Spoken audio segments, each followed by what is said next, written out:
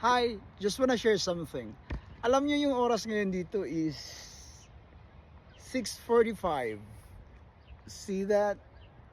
So dito kasi guys, maaraw talaga yung ano dito.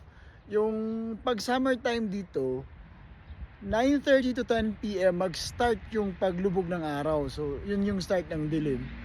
And then during winter time naman, iba din dito pag winter kasi 5 p.m. pa lang madilim na.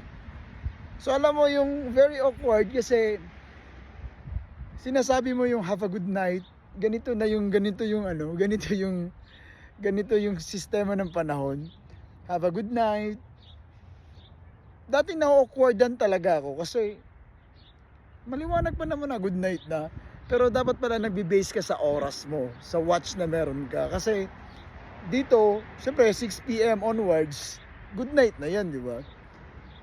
Dati na naiilang ako magsasabi ng have a good night kasi nasa customer service ako, 'di ba? Nagde-deliver ako and then